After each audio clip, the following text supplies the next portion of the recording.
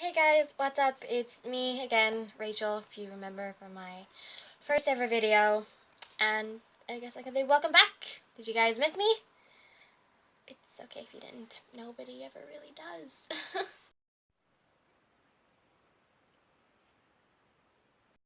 I'm just kidding, you guys. So anyways, I'm back today to give you guys a book review.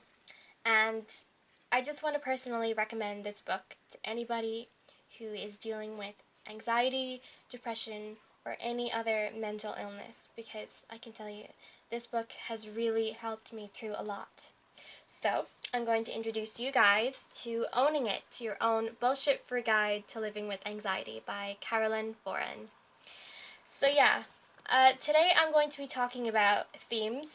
I'm going to be talking about the writing style of the author, and I'm also going to share with you guys a few things in the book that were very personal to me and that were just, they stood out for me the most. So why don't we get started?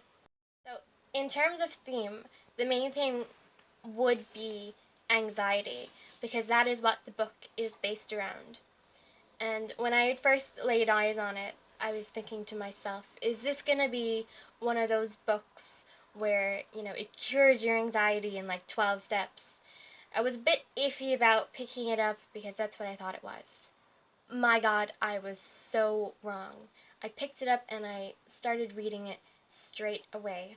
And I realized that the author wasn't a professional psychologist or anything like that. She didn't have all these huge, crazy, professional opinions on why people are anxious and all that. This author in particular really stood out from the rest because she shared her own personal story about having to deal with anxiety. And I think when an author shares their own personal story, it really connects with the reader, especially if they're going through the same thing. So yeah, the whole theme is based on anxiety, but it's not just based on anxiety alone. It's based on overcoming it and how to deal with it. And I think that's really important for the 21st century because we're living in a society where anxiety and stress, it's impossible to, it's impossible to, not deal with it. So anyways, let's move on from that. I'm also going to discuss the writing style. And I think her writing style is very good because it does connect with the reader on such a personal level. And the way it's written for the target audience is very, very well done. So next I'm going to be talking about the writing style and does it suit the book's intended audience? To answer that question, the writing style is brilliant, and the whole style does go hand in hand with the way it connects with its audience. So, for example, like the whole book, it starts off with what is anxiety, and then as you go through the book, it starts to give you tips on how to deal with panic attacks, and the author gives you personal anecdotes of how she dealt with anxiety and how it made her feel. And just when the reader reads something that is so personal, which is happening to somebody else, they almost give this huge sigh of relief and to almost say, I'm not the only one who's going through it. I really amn't. There are tons more people out there with the same mental illness and they're having the exact same thoughts. So for people with anxiety who would read this book, yes, do pick it up wherever you can and start reading it because it is brilliant. So now I'm going to move on to my own favorite parts of the book, and these hit me on a personal level and just I'm sorry, it's just such a good book. So anyways, I'm actually going to talk a bit about, there is a chapter on negativity bias. Now, some of you are probably thinking, what the hell is a negativity bias? So I'm going to explain it to you guys. So as humans, like, we're designed to think and to do things and all that. And yeah, I'm not gonna get into it. But the negativity bias, we are basically designed to focus on the negatives instead of the positives. So if something happens at some stage in our life, it's going to keep playing on our mind. Whether something that's good, well, the negative tends to outdraw the positive. So I'm going to give you an example from the book, and it's actually a really good example. So, say for example, something negative happens. So you cooked a meal for your friends, but one of them hardly touched her food. The negative part of your brain is automatically thinking, she hates it. She will think badly of me. And that is going to keep constantly playing on your mind. Trust me, it's happened to me, and I'm pretty sure it's going to happen to all of us at some stage in our lives.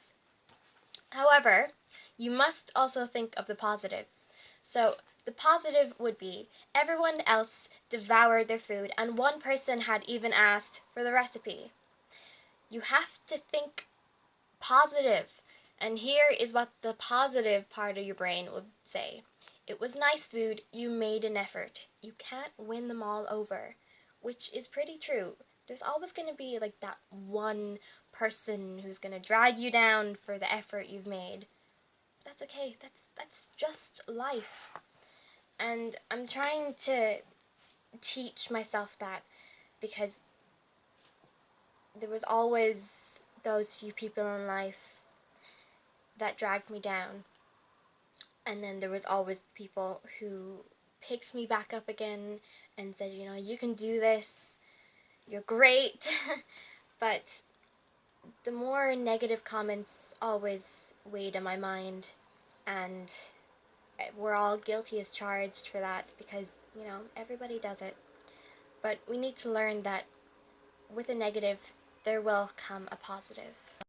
So anyways, moving on from that, my second most favorite part of the book was the author had dedicated a whole chapter to her favorite phrases and quotations that, you know, if you're having an anxious moment, you can kind of just say that quotation in your head and it will make you laugh, because some of these have really made me laugh. So here's one that really stood out for me. When something goes wrong in your life, just yell plot twist and move on. And as a writer, I really appreciated that, because life isn't going to be easy. Trust me. There's always going to be that huge plot twist, and everything just starts going to shit. Pardon my language. I hope I don't have a younger audience watching. But anyways, there's always going to be something that's going to happen, and you're not going to be able to control it. So just move on. Let it happen. Things are supposed to happen. Another one that stood out for me was, a diamond is merely a lump of coal that did well under pressure. That one was very, very personal to me, because as a child growing up, people would never think that I'd do well. I was discriminated a lot of the time because of my accent, and, you know, I can't do this and I can't do that. But fuck it. That's also another quotation in here. Fuck it. So yeah, those would be some of my favorite quotations. And lastly, I'm going to talk about one of my most favorite chapters in the book, because upon reading through it, I was thinking to myself, oh my god, it is so me. And if any of you do go out and get the book and you read it yourselves, you'll be thinking, yep, that's me. That is so me.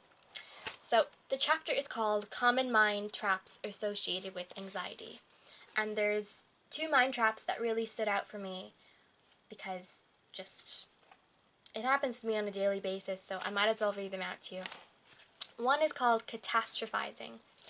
And this is where, you know, you jump to the worst possible conclusion. And it's happened to me on a daily basis.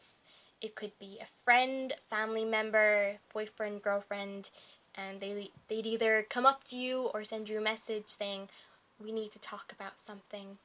or something has happened, and you automatically jump to the worst possible thing that could happen. I remember one time my parents told it?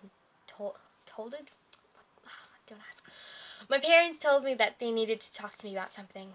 I was sickened by the thought because I had no idea what I'd done.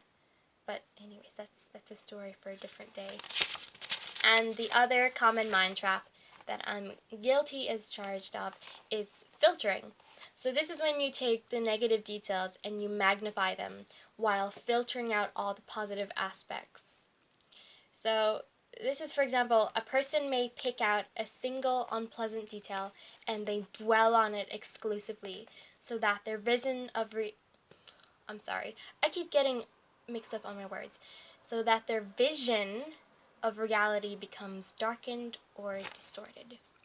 Guilty as charged, and I'm pretty sure there are others out there who do the exact same thing. Stop it. You'll overcome it. Don't worry.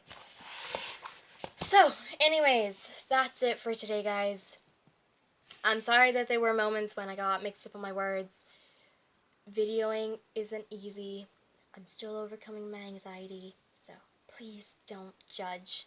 But anyways, I hope you guys enjoyed the book review, and if you are dealing with a mental illness, you know, it's okay to read about it, especially this book, because it's not sugarcoating it, it's giving it to you straight. So, yeah, that's that. But, I suppose, thank you guys for listening. Yeah, I think that's about it. Anyways, thanks guys for listening, and don't forget to like, comment, and subscribe. And I don't know when I'll be back with another video. I'm gonna have to figure out what to do next. But anyways, thank you guys. Bye!